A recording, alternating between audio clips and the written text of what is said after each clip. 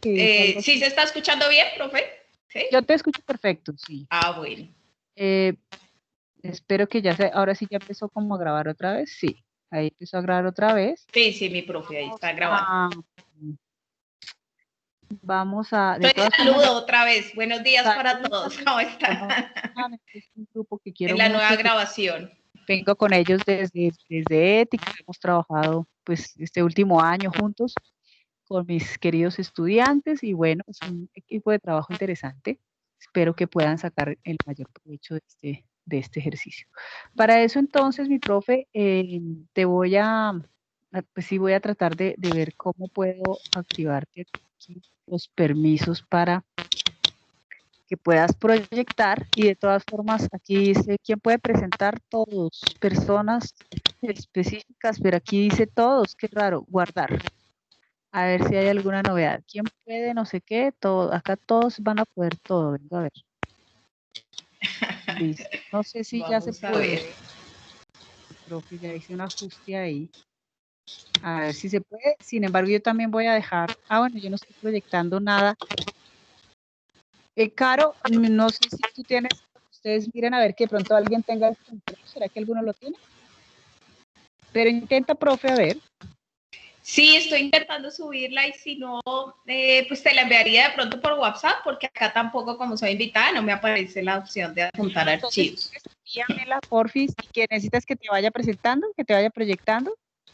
Bueno, sí, puede Si ser. quieres, Pues estoy intentando acá subirla, pero pues si no lo logramos, entonces puede ser si allá. bueno, Espera, no hay te la problema. comparto y con eso. Bien, Igual entre tú tanto, sabes que yo no miro mucho las presentaciones, pero, eh, pero sobre todo para los chicos para que es es la ayuda visual importante. de ellos. Bueno, Sí, ahí te la envié al WhatsApp. Igual acá estoy tratando a ver si se adjuntara, pero igual ya te la envié al WhatsApp. bueno, mientras esto pasa, mientras yo acabo Vamos tratando iniciando, mi profe. O sea, si tú quieres, vamos iniciando. Yo arranco sin presentación, tranquila. iniciando, dale, dale, que esto, digamos que cuando la experiencia está, no se requiere sino eso. Sí, tranquila, eso no hay problema. Llega al WhatsApp todavía tu presentación. ¿Me ha llegado? ¿Será que está muy pesada? De pronto, pero bueno, ahí está como. Pues tú me dirás, si vas conversando, yo no Sí, me ha sí, llegado. tranquila, profe, vayamos arrancando, igual ahí Sí, me dijo, pero no, mientras es- que va cargando, tranquila. bueno, vamos conversando, entonces les doy inicio con la profe Diana Vigoya para que les vaya contando algo sobre la evaluación y la intervención psicológica. Aquí ya lo decir con niños. Si quieres, ve conversando, yo trato de ir bajándola, Bueno, descargándola listo. y listo. Conversación. Bueno, buenos días, otra vez, los he saludado muchísimas veces. Amanecí saludable hoy. Gracias por la invitación, profe Rocío. Qué bueno estar nuevamente por acá con los estudiosos de la Manuela. Yo trabajé unos años allá en la Manuela. No sé, me retiré como en el 2014 más o menos. Trabajé allá como unos 4 o 5 añitas en la Manuela Beltrán. Qué bueno volver nuevamente, así sea desde la virtualidad. La intención en este espacio, sé que tenemos hasta las 11:30, mi profe. Sí, sí, señora. Sí, bueno, o sea que nos quedan 50 minuticos. La idea, pues, en este espacio, sé que ustedes han estado viendo el módulo salud y ya, pues, vieron todos los elementos relacionados con la promoción de la salud, con la prevención de la enfermedad, con los planes, los programas, los proyectos. Bueno, me imagino que ya son unos duros en las estrategias de comunicación, de información, educativas. Mi intención en estos 50 minuticos es que conversemos sobre el tema de salud mental en los niños y específicamente sobre la evaluación psicológica en los niños. Si bien la evaluación psicológica pues corresponde a la psicología clínica, también es importante unos elementos de evaluación psicológica en niños en el tema de psicología de la salud. porque de todas maneras, en estos temas de salud y enfermedad, pues los niños también están implicados y a veces todos bajo el control de los adultos, ¿no? Porque de pronto uno de adulto puede tomar más decisiones en relación con su salud o con una enfermedad, pero los niños están muy sujetos a los papás, a los cuidadores, y si hay unos cambios, como decía ahorita la profe Rocío, si hay unos cambios para entender a los niños, para hacer esa evaluación con los niños, y para poder entender que sí hay unas particularidades en los niños. Lo que pasa es que los adultos queremos acomodar a los niños como pensamos nosotros, como sentimos, como vemos el mundo los adultos, entonces a veces queremos que los niños sean adultos y eso repercute muchísimo tanto en los temas de salud como en los temas de salud mental. Entonces, para iniciar, antes de iniciar, me gustaría conocer, si quieren aquí por el chat o pueden activar sus micrófonos, está bien, me gusta escuchar la gente, casi no me gusta el chat, pero los que quieran activar el micrófono y contestar, muchísimo mejor que podamos conversar. Quiero preguntarles, ¿qué es para ustedes un niño? ¿Qué dicen? ¿Qué es para ustedes un niño? Defínanme en un niño o una niña. No sé, un ser humano pequeño, un ser humano. Un ser humano pequeño, sí. Mira que lo que tú dijiste, estamos pensando todavía en los adultos, ¿no? Como que nosotros somos los grandes y ellos son los pequeños. Sí, bien. ¿Qué otras tenemos? Pues no sé, un niño es como pues el comienzo de la vida, la inocencia, no sé, el juego. Sí, claro, entonces relacionamos a los niños con el juego, con la inocencia, ya vamos a ver que hay cantidades de niños que no son tan inocentes, que son malvados, que tienen cierta sintomatología, ¿no? Pero sí, asociamos al niño con la inocencia, la ternura, la delicadeza, y muy bien, como tú dices, el inicio de la vida es un elemento importante. Aquí dice Paola en el chat, un ser humano que está comenzando a potencializar su mente y los componentes de la misma mente. Sí, bueno. ¿Quién más? A ver, escuchemos otras dos. Pues yo diría, un niño es una persona que todavía no ha empezado a vivir todas las etapas del ciclo de vida. Eso, entonces a veces también restringimos a los niños a la no experiencia, ¿no? Como digamos, el niño no tiene todavía la experiencia, está empezando, todo lo conoce, todo lo explora. Somos los adultos quienes tenemos que guiarlo, acompañarlo. Bien, ¿qué más? Una última de lo que consideren ustedes es un niño o una niña.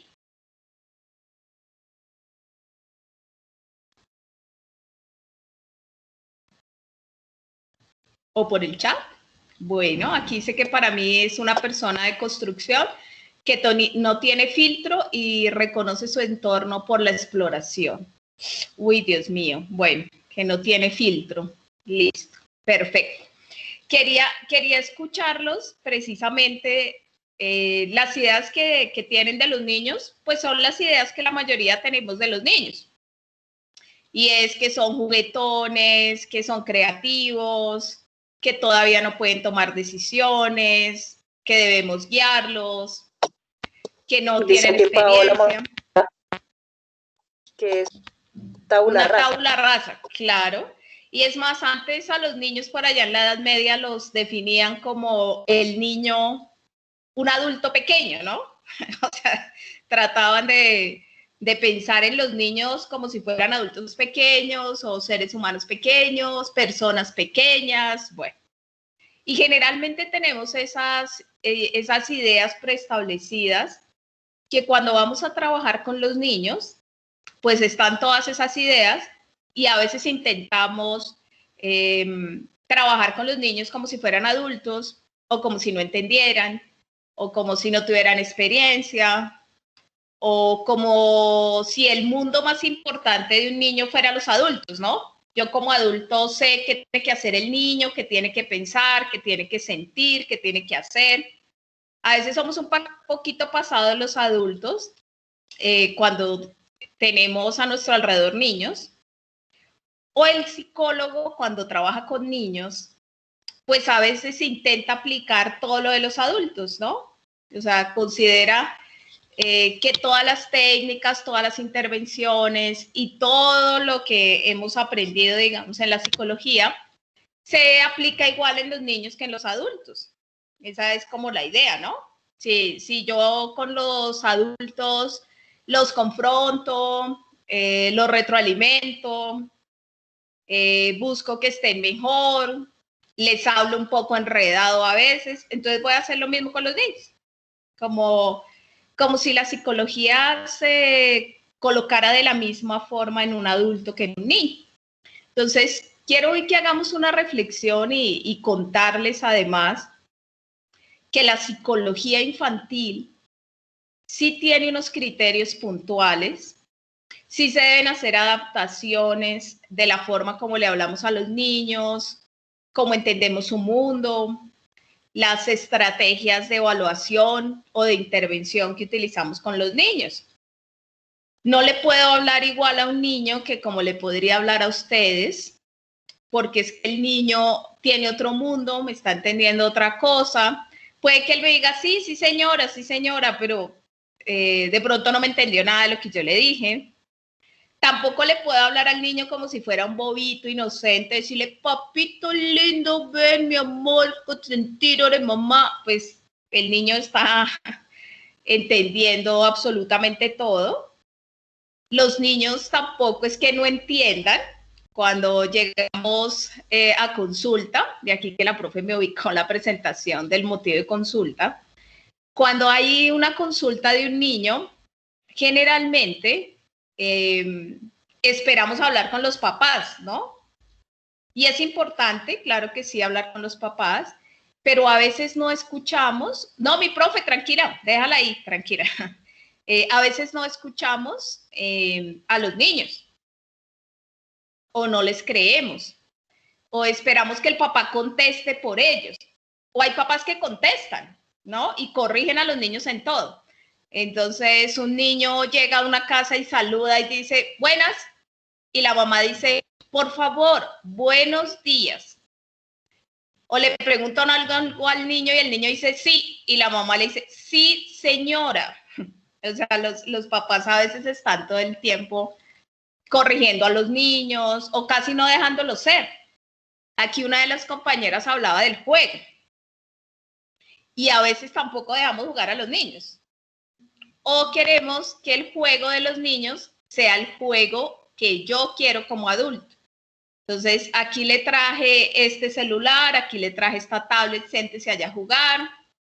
O no le voy a comprar el balón porque no lo voy a dejar jugar con el balón, entonces le compro una bicicleta porque se tiene que montar en bicicleta. Como que todo el tiempo estamos acomodando a los niños. Por eso les coloqué aquí que un elemento importante cuando trabajamos con los niños es el motivo de consulta.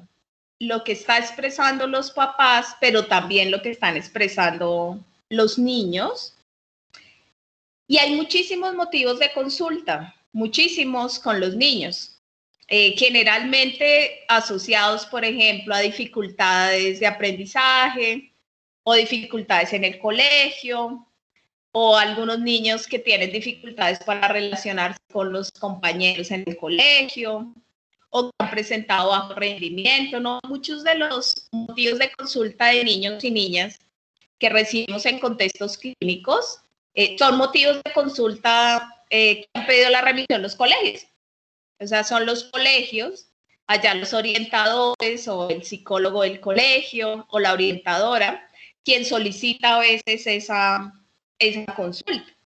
También hay otros motivos de consulta, ¿no? Como que el niño está triste, está alejado, casi no habla, O los típicos motivos de consulta de que nadie se aguanta al niño, porque salta, brinca, habla, molesta, y entonces ya todo el mundo piensa que tiene TDAH, trastorno por hiperactividad, porque habla, salta, brinca, corre, no se queda quieto, se distrae. Bueno, ya son otros motivos clásicos, o a veces otros motivos, los niños, muy clásicos también en consulta, son las dificultades de sueño.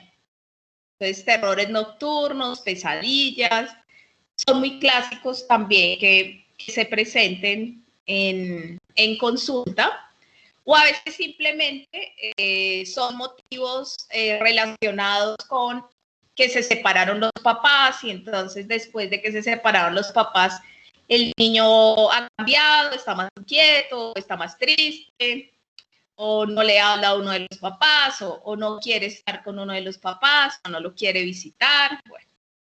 Y bueno, y tenemos los casos más complejos, que aquí la profe Rocío pues ha trabajado muchos años en esos temas, que son todos los casos relacionados ya con violencia y abuso sexual y explotación en niños, y el síndrome de Mauthausen también, que son los niños que sus mamás los enferman. Bueno, hay otros motivos de consulta que se relacionan muchísimo con la violencia, y algunos pocos que se relacionan, por ejemplo, con casos de conducta suicida, o que se relacionan, por ejemplo, con síntomas de esquizofrenia, porque hay esquizofrenia en los niños, o síntomas, por ejemplo, de psicopatía, porque se ha encontrado niños con síntomas psicópatas. Son menos frecuentes realmente los motivos de consulta.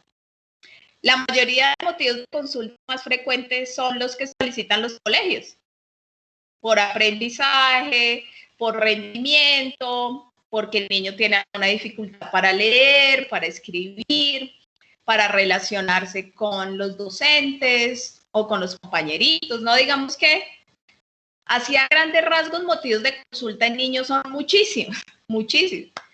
A veces llegan a consulta niños acompañados de sus papás, o a veces los cuida la abuelita, el abuelito, una tía. Llegan los casos de niños que son adoptados y llegan con sus papás adoptivos, no son sus papás biológicos. Ese es otro motivo también muy clásico. O sea que ustedes van a encontrar motivos de consulta muchísimos.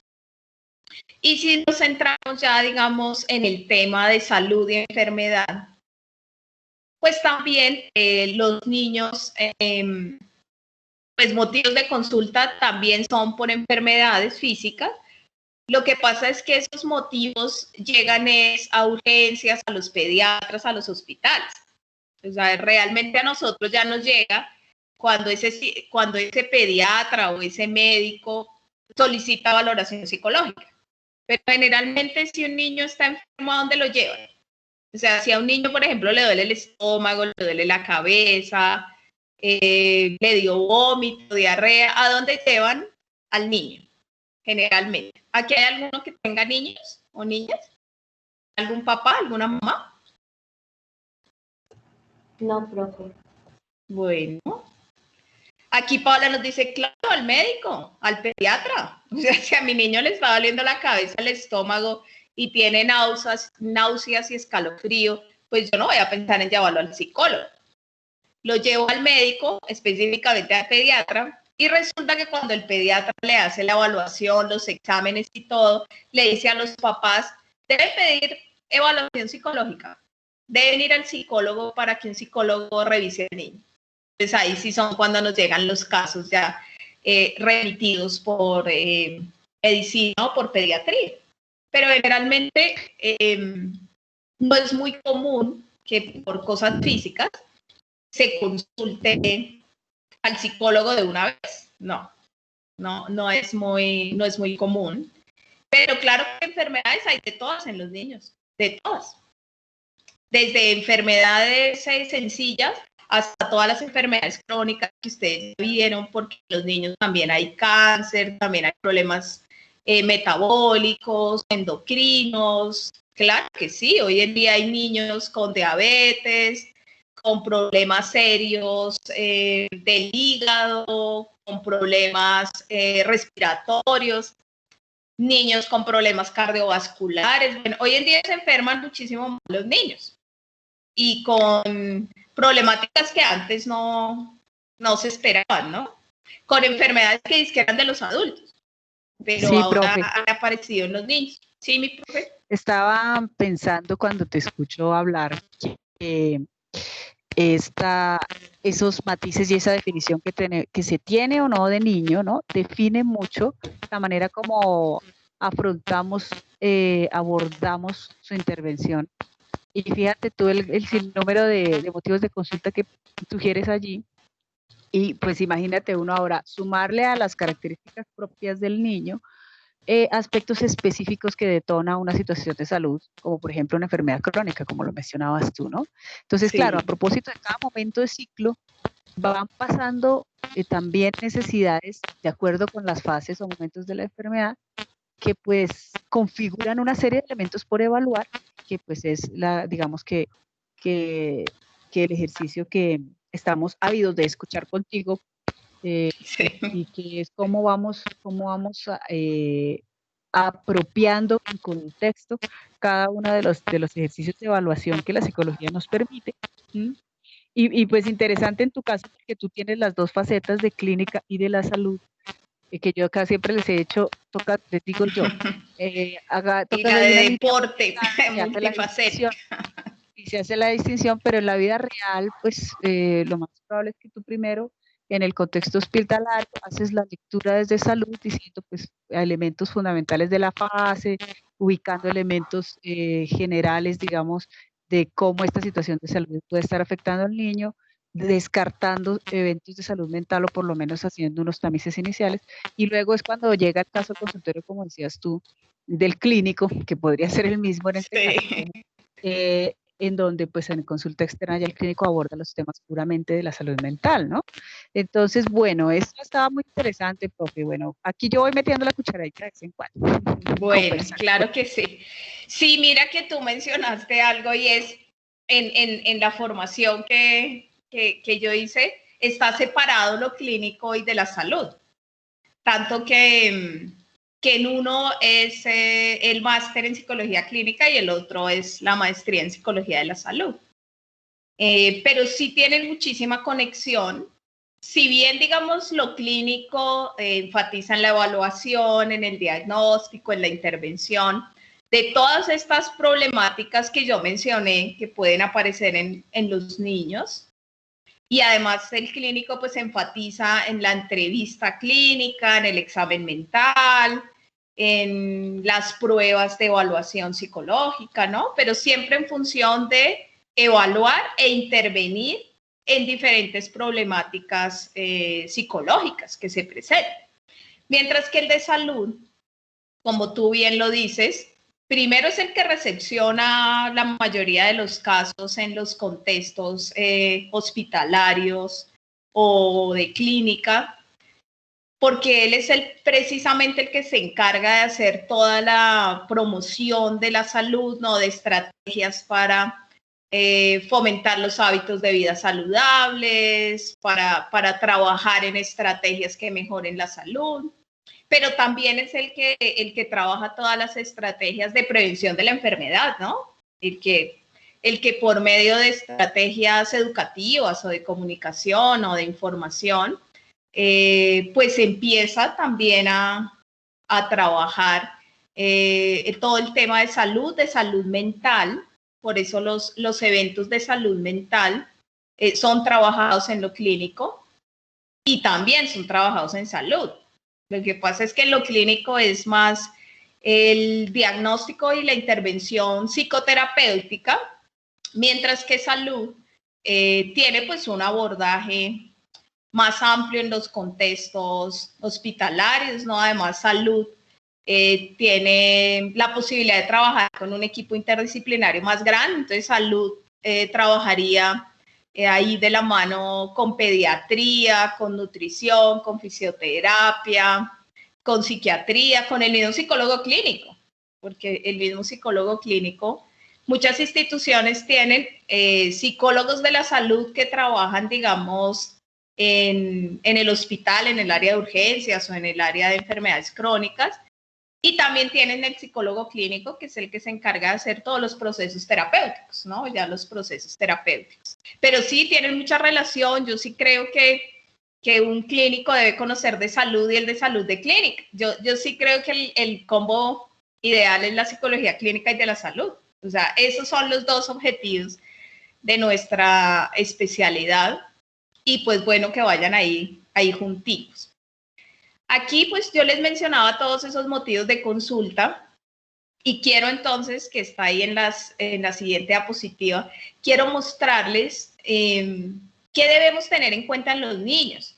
O sea, independiente de que estemos en salud, en clínica, en educativa, en organizacional, ¿qué debemos tener en cuenta para hacer la evaluación psicológica de los niños? Entonces, yo quiero presentarles por años qué características están experimentando los niños y por qué yo debo tenerlas en cuenta, tanto como psicólogo de la salud como psicólogo clínico. Entonces, en la anterior, vamos a esos primeros añitos. Entonces, si ustedes miran en la primera diapositiva, creo que se le pasó a la profe Rocío, estamos en la edad de 0 a los 1 añitos. O sea, esa edad donde pues el niño hasta ahora está aprendiendo a caminar o gatea, ¿no? Es una etapa muy relacionada con lo motriz y con todas las sensaciones. Entonces, si a mí me llega un chiquito enfermo entre los 0 y los 1 año, yo tengo que considerar que el soporte de ese niño, por ejemplo, a esa edad es su mamá. Y la prioridad, digamos, del niño es jugar con su mamá. Preguntaba si aquí habían papás, porque si hubieran papás les hubiéramos podido preguntar ahí su experiencia.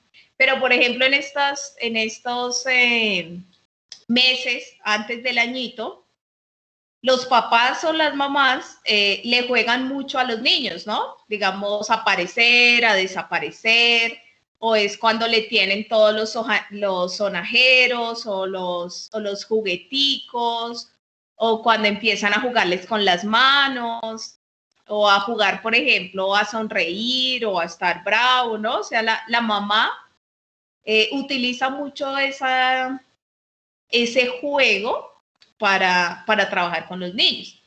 En estas edades, por ejemplo, los niños tienden a hacer muchas cosas repetitivas. Entonces, ustedes ven que los niños, un niño de 6, 7, 8 meses, hacen muchas cosas repetitivas y le gustan las cosas repetitivas. O sea, tú te puedes quedar con un niño apareciendo, desapareciendo, volviendo a aparecer y lo puedes tener ahí un buen rato porque a él le gusta que repitas eso.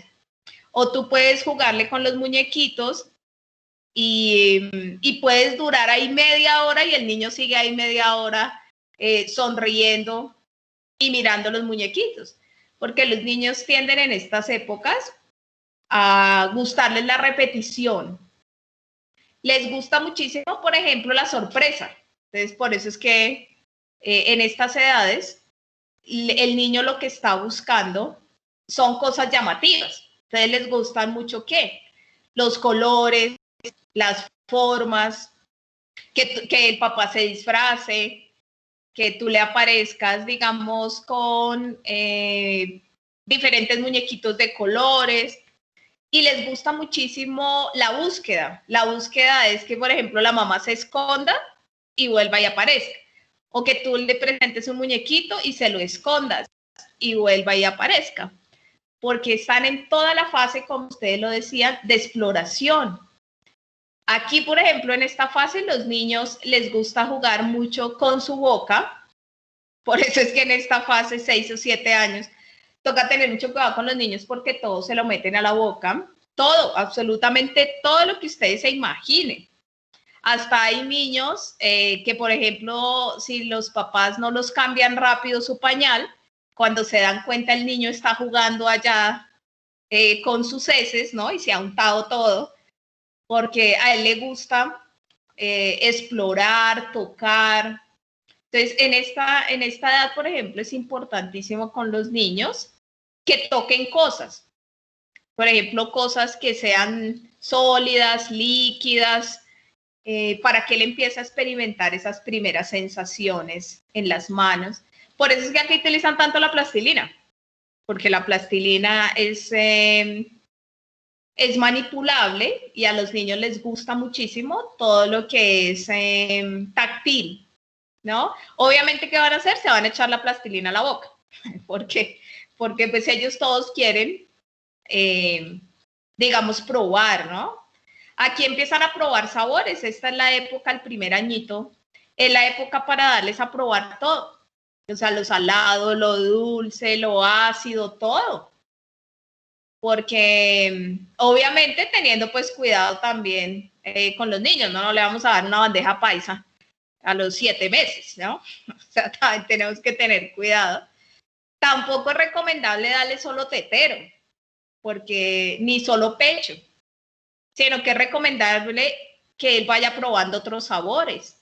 El sabor, por ejemplo, a la gelatina, el sabor a, digamos, a una sopa, el sabor al arroz, bueno, que vaya empezando a probar cosas, porque después, ahorita que miremos los otros años, resulta que todos estos criterios los ha trabajado muchísimo el psicoanálisis. Quien lo trabajó fue el psicoanálisis.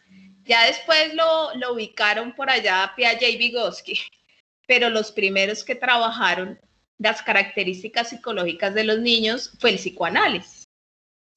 Y la primera relación que tiene un niño es con su mamá, y es con el pecho de su mamá. Entonces, imagínense a los que solo los alimentaron a punta de tetero y no tuvieron ese contacto con el pecho de su mamá. ¿Aquí alguno sabe? ¿Se acuerda alguno? Si fue amamantado por su mamá o si fue puro tetero. ¿Qué dicen ahí? Cuéntenos.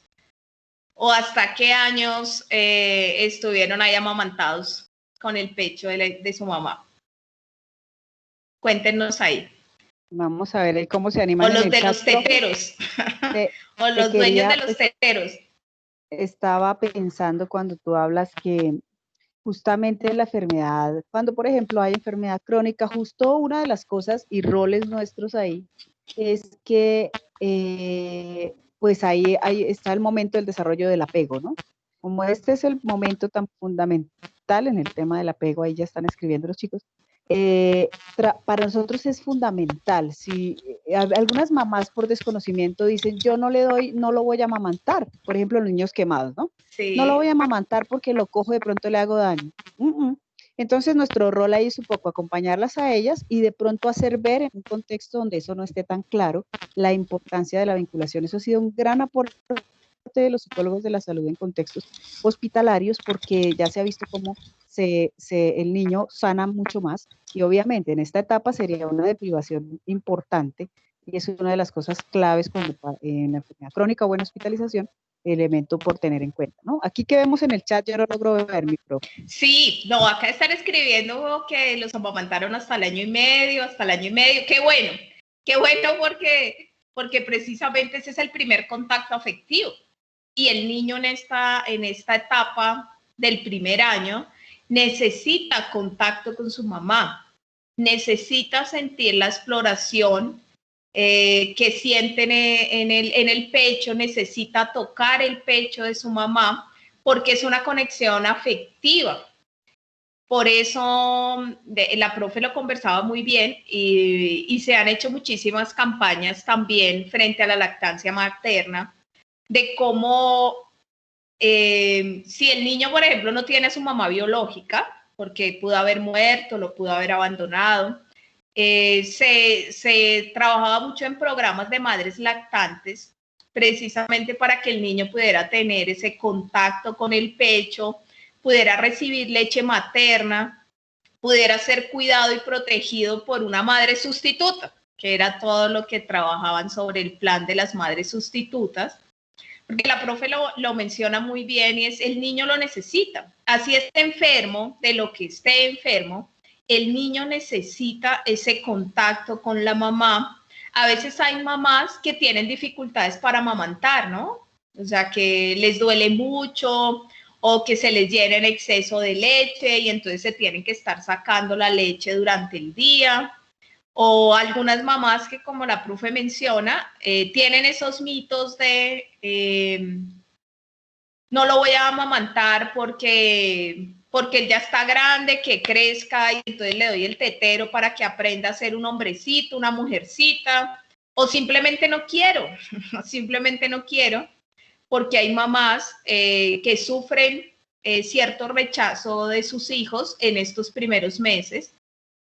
O porque está asociado, por ejemplo, a veces a depresión postparto, o porque realmente no querían tener ese niño y esa niña, y entonces ahora qué pereza, yo prefiero ir a comprarle un tetero y darle un tetero ahí, o comprarle un chupo y meterle el chupo todo el día ahí para que el niño esté, pero yo no quiero amamantarlo, porque no quiero tener contacto con usted, usted no lo quería. Y hay muchas mamás que, por ejemplo, en estos meses, le dejan a cargo el cuidado de sus niños a la abuelita. Entonces, desde el primer mes o primeros 2 meses o 3, cuando se termina la supuesta periodo de maternidad que dan las empresas, ¿no? Que son como 3 meses. Entonces, a los 3 meses se lo dejan a la abuelita, se lo dejan al abuelito, a la tía, a la vecina. Y precisamente no existe este espacio de cuidado, de protección, de afecto. Y les quiero contar que desde ahí empiezan todas las enfermedades físicas y las enfermedades psicológicas. No sé si ustedes han visto, cuéntenme aquí si alguno lo ha visto, la película El perfume, de uno de los psicópatas clásicos que hemos tenido. ¿Alguno ha visto El perfume? Sí. ¿Qué pasó con el del perfume? ¿Qué hizo su mamá? Cuéntenme ahí. ¿Qué hizo la mamá del perfume? ¿Quién se acuerda? 20 años, no me acuerdo. Lo botó en la basura. Cuando ella lo tuvo, lo dejó en un basurero. Ahí lo dejó. Y ahí pues el niño estaba en esa basura, rodeado de las ratas, todo, que ahí fue donde lo encontraron. Ahí fue donde lo encontraron a él inicialmente. Entonces, imagínense este niño. O sea, este niño que en sus primeros días, en sus primeros meses, su mamá lo dejó, lo botó. El contacto que él tuvo los primeros días fue con la basura, con los roedores. Pues es que desde ahí empieza ya a aparecer una cantidad de enfermedades psicológicas. Entonces, por eso es que en los planes de lactancia materna se ha insistido tanto en que si no está la mamá o no lo puede hacer, si estén madres sustitutas, o si se asesore a la mamá pueda amamantar a su niño. Es que una cosa es que a mí me coloquen el tetero a los 8 días de haber nacido. Es que el tetero es nada, el tetero es un plástico. Es tener un contacto con un plástico.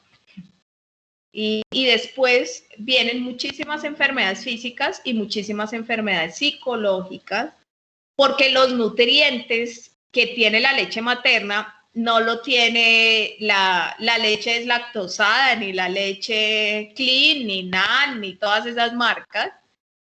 No son los componentes nutritivos que tiene el pecho de la mamá. Entonces, por eso, este es un elemento importantísimo en salud, es un elemento importante en el cuidado de los niños más adelante, en los hábitos, en los hábitos de vida saludables, en el desarrollo de todo el sistema físico, de todo, o sea, de lo cardiovascular, de lo respiratorio, de lo osteomuscular, todo. Es ese contacto con la mamá y es ese espacio de compartir y de haber recibido esa leche materna. Qué bueno, me alegra. Sí, lo dejó sobre unos pescados. Pues era basura, era basura donde colocaban los desechos de los pescados y además habían roedores y todo. Ahí dejaron a nuestro psicópata famoso del perfume. Entonces miren que ahí ya empezó a desprenderse completamente ese vínculo afectivo. Miremos el segundo elemento, que ya está más relacionado con los niños cuando ya están más grandecitos. Entonces ya estamos hablando de niños entre 2 y 3 añitos, ya más grandecitos, que son cuando los niños ya empiezan, por ejemplo, a hablar. Por eso es el inicio del lenguaje. O sea, es el niño ya empieza a balbucear algunas palabras, a decir papá o mamá o abuelita, abuelito, tato, tata, o sea, ya empiezan a expresar algunas palabras, ya se empiezan a relacionar más con sus papás. Viene todo este tema, que es un tema psicoanalista importantísimo para que ustedes lo tengan en cuenta ahí en Psicología de la Salud, y es todo el tema del control de esfínteres. Entonces, resulta que si bien la boca, recuerdan que en el anterior, ¿cuál era el centro? La boca. Ese era el centro. Aquí el centro es lo anal. Quiere decir que como sea también ese desarrollo mío del control de esfínteres, de aprender a ir al baño, de dejar el pañal, todo ese periodo que yo tengo ahí, es importantísimo para el día de mañana desarrollar algún tipo de enfermedad física o algún tipo de enfermedad psicológica. Les voy a contar casos. Enfermedad física. Resulta que si yo tuve un inadecuado control de esfínteres, después voy a sufrir de estreñimiento, diarreas, problemas de colon, porque en esa época, por decir algo, mi mamá me dejaba aguantar, las mamás que dejan a los niños aguantar, y el niño le dice, quiero ir al baño. Ahorita no, cuando lleguemos a la casa. Quiero ir al baño. Ahorita no, cuando lleguemos a la casa. Y lo dejan aguantar un poco de tiempo. Y eso, por ejemplo, repercute más adelante en problemas de estreñimiento, de colon irritable, porque dejaron mucho tiempo aguantar al niño. O papás que, por ejemplo, le empacan una cantidad de agua a los niños, los montan a la ruta y el niño llega al colegio y está que se orina y apenas llega al colegio le dice a la profe, profe, estoy que me orino. No, señor, acabo de llegar, entre a clase, en el descanso sale. Pues eso tiene después repercusiones también en el aparato urinario. O los niños, no sé, cuéntenme ahí por el chat cómo fue ese proceso, si les han contado sus papás, cómo fue ese proceso de ir al baño. Si fue con regalitos, con refuerzos o con chancleta. O sea, mi mamá nos enseñó a ir al baño a punta de chancleta. O sea que si uno se hacía en los pantalones su chancletazo para que vaya al baño. O si empezaron del pañal a un baño pequeño al baño grande. Cuéntenos ahí por el chat de lo que ustedes saben y les han contado sus mamás, cómo fue ese proceso de aprender a controlarse y aprender a ir al baño. O si usaron pañal hasta los 3 años, o hay niños de 7 años que todavía usan pañales. O hay niños, por ejemplo, aquí en esta época aparecen la mayoría de los problemas que después se van a ver a los 7, 8 años, que son la famosa eneuresis y encopresis. Y es que si aquí no se desarrolló muy bien esa etapa con los niños, aparecen después a los 7 y 8 las famosas eneuresis y encopresis, precisamente porque aquí no se le dio el espacio al niño para desarrollar esos procesos.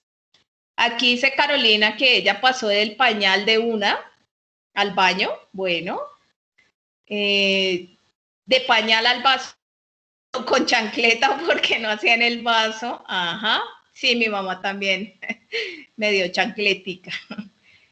Cuéntenos ahí quienes, por ejemplo, tuvieron otras experiencias, no sé, que hay mamás que les dan un regalito, les dan un premio por ir al baño, les adornan el baño, se los adornan de colores, les colocan muñequitos en el baño. Bueno, se hacen una cantidad de cosas bonitas para que el niño se sienta cómodo en ese cambio, ¿no? Aquí, por ejemplo, la responsabilidad de las mamás es muy importante, porque hay mamás que, digamos, trabajan todo el día y dejan a los niños por ahí con otras personas que no están pendientes, y resulta que el niño tiene que aguantar mucho tiempo para ir al baño, o le dan muchísimo líquido al niño y lo dejan aguantando un poco de tiempo, o le dan una cantidad de comida irritante y el niño se pone malito del estómago. Ah, bueno, Silvia dice que a ella tampoco le hicieron nada especial. Generalmente aquí el psicoanálisis dice que aquí con el paso de los años es que después aparecen o los tacaños, porque los dejaron aguantar mucho, y como aguantaron tanto, ellos aprenden a ser tacaños, pero también a controlar sus emociones, a ser un poco neuróticos, ¿no? Controlados en sus emociones. Yo, por ejemplo, les cuento, mi mamá nos daba punta de chancleta, entonces yo aprendí a ser muy controlada y soy muy controlada, porque en esa época del control de esfínteres, mi mamá nos hizo controlar que no se hicieran los pantalones, que no se fuera a hacer en el colegio, que no se fuera a hacer en presencia de una visita. Y, por ejemplo, hoy en día yo soy muy controlada, no tacaña, eso sí no, pero controlada sí, controlada en lo emocional, controlada en las cosas que pasan, porque claro, yo viví una época de control, ¿no? La chancla y la correa es de control. Entonces, por ejemplo, a mí me cuesta ir al baño en cualquier lugar, o no soy tan libre para ir en cualquier lugar. Prefiero mi casa o lejitos de la gente, pero esos son rollitos de allá de los 2 y 3 años. Aquí Carolina dice que es injusto, que debemos decirle que el baño debía tener muñeca. Sí, claro, hoy en día cuando ustedes trabajen con las mamás allá en los contextos de salud o en los contextos clínicos, la idea es que sí, se utilicen todos esos refuerzos, los muñecos, los premios, para que esta época sea muy bien llevada, y con eso no aparecen todos los rollos por allá de los adultos. Claro, el no entrar a cualquier baño, Carolina, mira que un gastroenterólogo me decía a mí hace unos años, que yo lo visitaba, él me decía que tenemos más problemas digestivos las mujeres. ¿Por qué más problemas digestivos las mujeres? Porque a nosotras se nos permiten menos cosas. Entonces, un hombre uno lo ve por ahí en un poste orinando. Si ustedes han visto a los hombres por ahí en un poste orinando en el árbol, o el señor con su niño hombre que le baja los pantaloncitos en un parque o en cualquier lado en la calle, yo lo he visto, y ponen a orinar ahí el niño. Pero es más raro que se vea una niña, o sea, que pongan a orinar en el árbol a la niña. O que se vea en una calle que le bajan los pantaloncitos a la niña. No. O sea, a nosotras nos cuidan más. Y como nos cuidan más, pues también tenemos más restricciones para ir al baño. No hace uno en cualquier lado, si el baño está sucio, si no es algo conocido. Entonces ese gastroenterólogo me decía que nosotras las mujeres aguantamos más. Por eso tenemos más problemas digestivos, más colon irritable, más gastritis, más problemas de úlceras, porque nos cohibimos muchísimo, ¿no? Más problemas de estreñimiento, de diarreas, claro que sí. Sí, ahí mandaron un... Porque ver sí. Sí. Y entonces, esta es un elemento importante en salud. Y es un elemento importante en la evaluación psicológica con niños, para que ustedes lo tengan ahí en cuenta.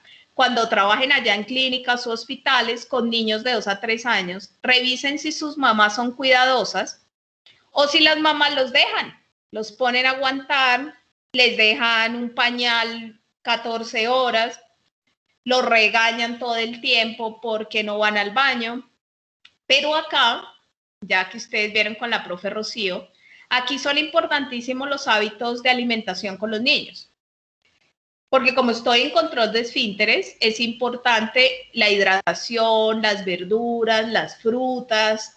Y aquí, por ejemplo, si yo empiezo a darle a un niño de 2 y 3 años chocorramo, papas, gaseosa, toda una cantidad de dulces y de harinas, pues el niño también empieza a desarrollar problemas digestivos. O sea que los hábitos de vida saludable empiezan desde acá.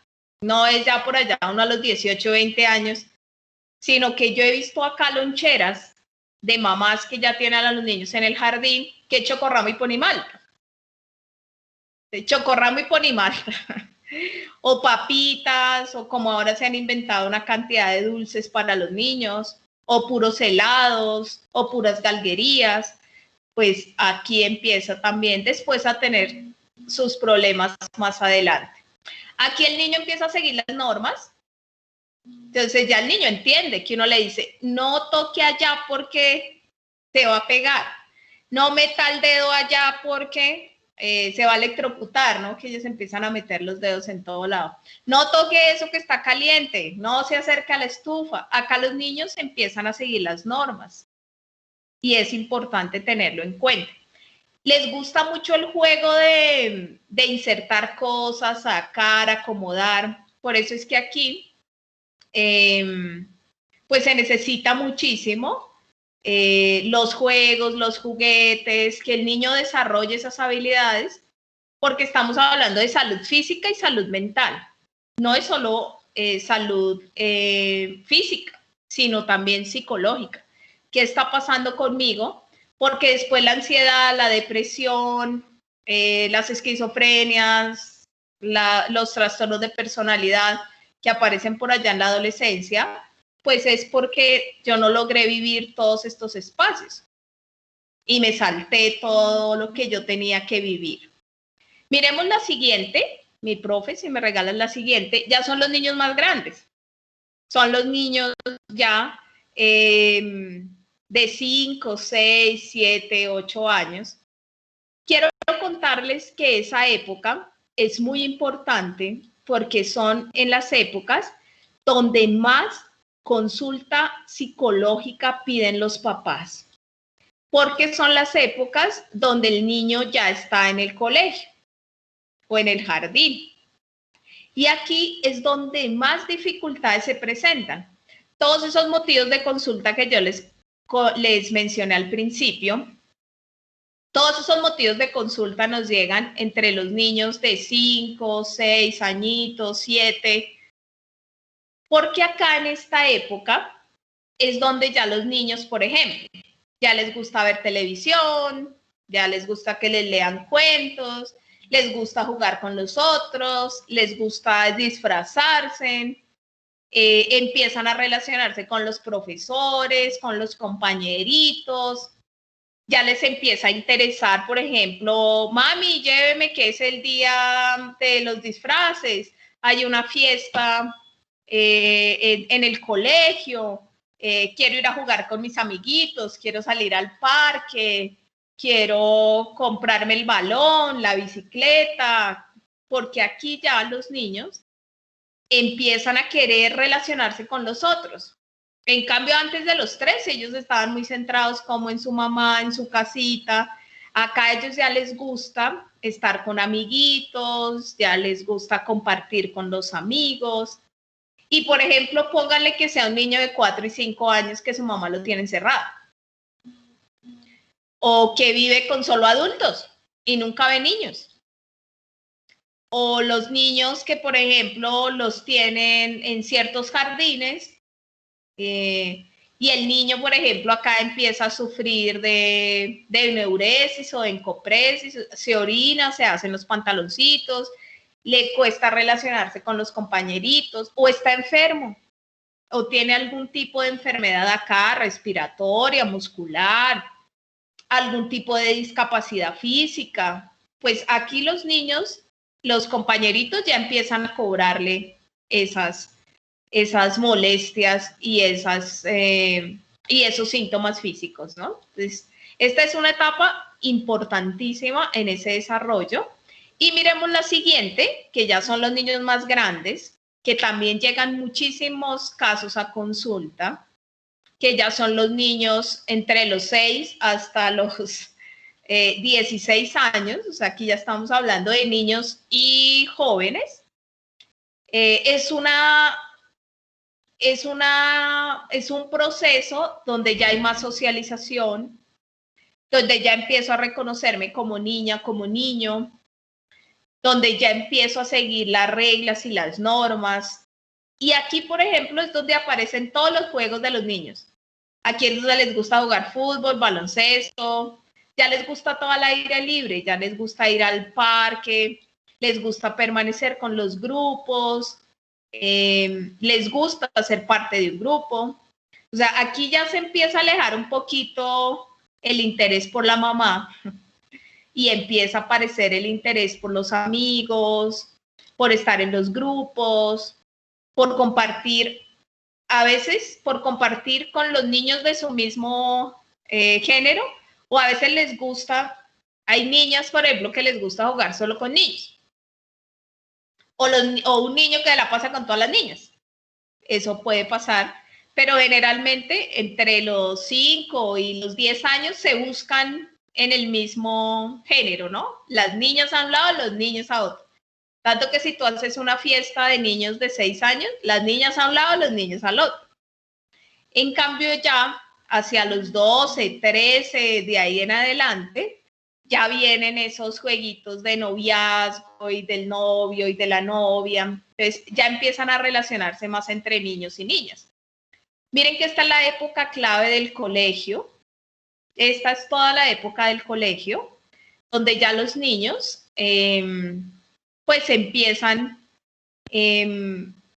digamos, a desarrollar todas sus habilidades de lenguaje, de aprendizaje, de pensamiento, donde ya empiezan a socializar. La mayoría de casos, profe, yo creo que la mayoría de casos que nosotros hemos recibido en contextos clínicos son en estas épocas. O sea, son en las épocas entre los 6 y los 17. Sí, ese tema ahí es puntual, y fíjate que la importancia ahorita con el tema de salud, que una de las cosas que más preocupa es la necesidad de socialización de los niños, por ejemplo, en este tiempo, en los tiempos del COVID. Entonces, para que ustedes tengan en cuenta ese contexto hospitalario, están las salas de juego, y si no existen, invéntenselas, y si no existen, favorezcan mucho los espacios de socialización de los niños hospitalizados, por ejemplo, ¿no? Esa es una misión central, porque aquí ese es un escenario además donde dentro de lo que les ponía, dentro de lo que les sugiero en la guía 8 que leen y exploren, es un poco esos otros mecanismos que permiten a los niños socializar. Entonces, leer, pintar, jugar con el otro. De hecho, en la hospitalización hay hasta pedagogas, profes que les dan las clases y que los ayudan un poco a hablar unos y a otros. Y nuestro rol ahí en psicología sería favorecer esas salas de juego, esos espacios donde ellos hablan con otros niños del hospital, si son de larga estancia, ¿no, profe? Sí.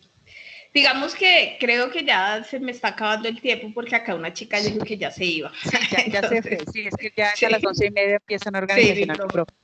Bueno, muchas gracias. Pues era como un panorama así muy a grandes rasgos. Pues la psicología del niño es muy grande y los temas de salud y enfermedad son muy grandes, pero como que tuvieran un panorama que hay cosas particulares en los niños que no tienen nada que ver con lo que creemos los adultos, sino que son parte de su proceso de desarrollo.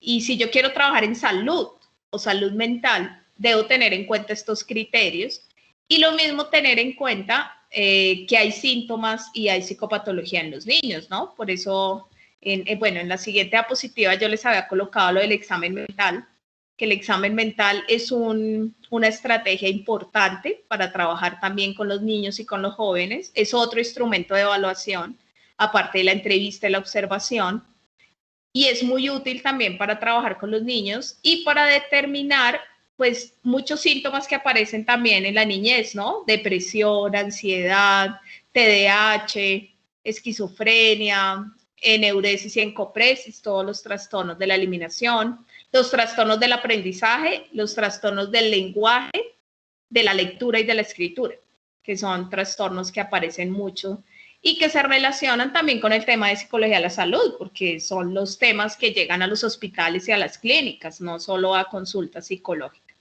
Ahí les envío un link, mi profe. Es un link sobre el top de los 10 niños malvados que han existido. Ah, súper. Para que ustedes miren que no es tan cierto que todos los niños son tan lindos, inocentes y bellos, sino que también hay psicopatología. Se los voy a poner ahí en la guía. Ya se nos está yendo el público, mi profe, muchas gracias. Bueno, mi profe. Minuto. Te agradezco mucho, muy interesante el tema, te dicen aquí. Carolina dice, muchas gracias, feliz día. Los niños me dan miedo, dice Carolina Ortiz. Vean el top de los 10 malvados y te van a dar más miedo. Yo siempre decía, tan ingenuos con este tema de los 21 ángeles. Quién sabe cuántos pequeños demonios había. Bueno, un gran abrazo para todos, muchas gracias, nos vemos el martes. Claro entonces. Que sí, mi profe, chao. Gracias a todos. Muchas gracias. Un abrazo gracias por este espacio. Agradezco mucho esa bella oportunidad de que estés acá. Gracias, mi profe. Nos vemos en una próxima. Cuídense mucho.